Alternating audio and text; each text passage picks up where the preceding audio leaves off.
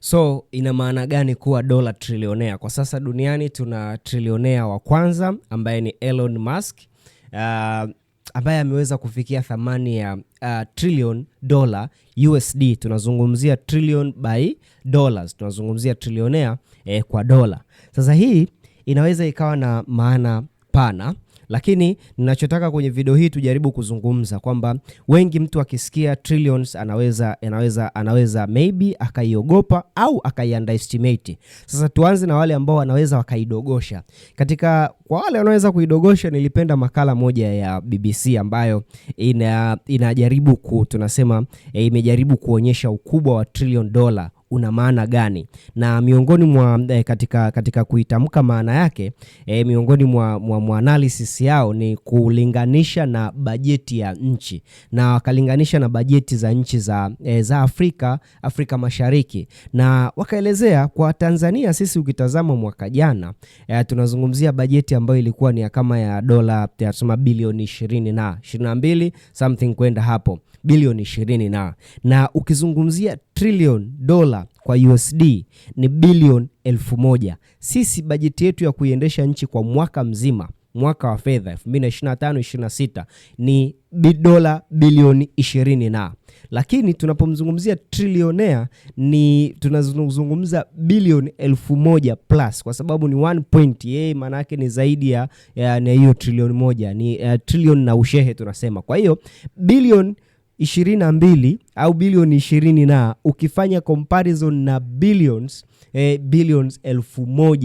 1000 na kwao wakapiga mahesabu ni kwamba sisi anaweza kaiendesha nchi yetu kwa miaka karibu 50. Yani kwa miaka 50 kama tutaweza kwenda na hii bilioni 20 na ngapi, yeye anaweza akaiendesha nchi kwa miaka 50. Yani waza, wa kwanza, wa pili, wa tatu, wa nne, wa tano, wa sita, wa saba, wa nane mpaka 50. Kama of course kama tutakuwa tunatumia hiyo bilioni 22. Na by the way budget ya nchi inapanda kila siku. Kwa hiyo sio metric nzuri, lakini ni metric ambayo inaweza ikakupa picha ya upana, miaka 50. Lakini ukitazama kwa Kenya ambao wao bajeti yao ilikuwa kubwa kidogo kama bilioni 30 na USD, wao wanaweza wakaendeshwa kwa miaka 30 na. Lakini kwa Uganda, kwa wenzetu Uganda ndo miaka 55. Kwa hiyo anaweza Elon Musk akaiendesha nchi kwa kipindi hicho. Na tunavyosema kuiendesha nchi maana yake ni kulipa wafanyakazi wote, wafanyakazi wote kuanzia rais mpaka unayemwona mfanyakazi mdogo wa mwisho kabisa kama ni mtendaji au kama ni nani whoever. Akalipa mishahara yote, akaendesha miradi yote ambayo inaendelea. Sisi tuna miradi mikubwa na midogo, miradi ya aina mbalimbali, ujenzi, miradi katika afya, miradi katika barabara, miradi katika vitu mbalimbali. Akafanya mambo makubwa, na ukijumlisha na mahela yale yote yanayopotea. Kwa hiyo anaweza akaiendesha nchi kwa kipindi kirefu, akailipia gharama zote ambazo zina nchi inainkaa ndani ya mwaka mzima. Budget ya nchi, kama wewe budget ya familia yako ni kiwango fulani kwa mwaka, kama ni milioni ngapi kwa mwaka, akaiendesha sasa yeye ni budget ya nchi kwa miaka 50, miaka 55, miaka 50, miaka 30 kwa nchi za Afrika. Lakini zote kwa pamoja BBC wakaonyesha pale kwa miaka kama 13 huyu trilionea anaweza akaiendesha nchi.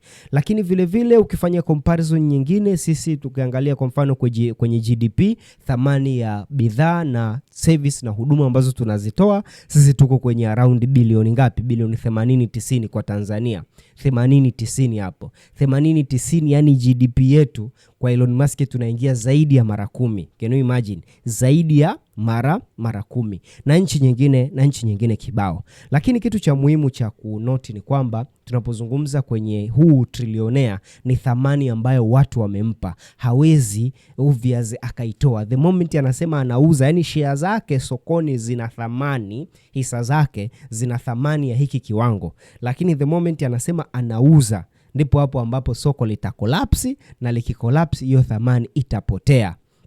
Kumbuka kwamba kwa wenzetu ni kawaida sana, kama kampuni ya Google juzi nilikuwa nafanya analysis, ukiangalia kwenye kitabu kwa 2025 kwenye kitabu share moja book value tunaita ina thamani ya kama dola 20 na ngapi 26, lakini huko sokoni share moja au hisa moja inauzwa zaidi ya dola 300 na. Sio, unaelewa, kutoka 26 hadi 300 na, yani kitu chenye thamani ya shilingi 26 kinauzwa 300 na. Kwa hiyo sokoni kuna maajabu, na sokoni watu huwa ni speculators ni wengi, lakini vile vile wengine wananunua future. Ukiangalia kama kwa Elon Musk, wengi wanachojaribu kununua ni future, labda baadaye dunia itakuwa watu wanaweza kusafiri kwenda Mars, kwenda kuishi, kufanyaje, na nani ambaye anadea, nani ambaye amejaribu au anaweza kuonekana, tunasema nani ambaye anaweza akafanya dunia ikapata huo uwezo, tukiangalia ni yeye. Kwa hiyo obvious, huenda watu wengi wakaipa thamani, lazima waipe thamani, wakipe thamani hiki kitu kwa sababu, au huyu mtu kwa sababu ndo amejaribu, ameonyesha kufanya revolutions,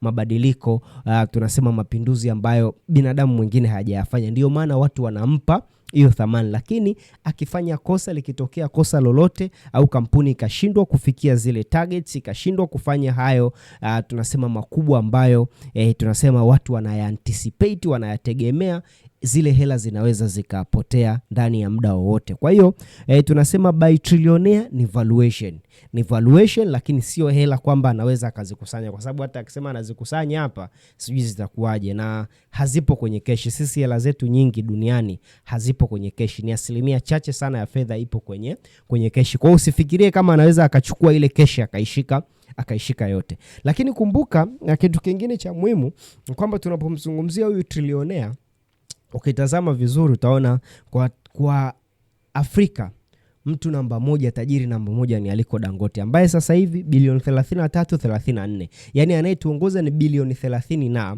alafu huyu mtu wa duniani ni trilioni. Waza anaingia mara ngapi hapo?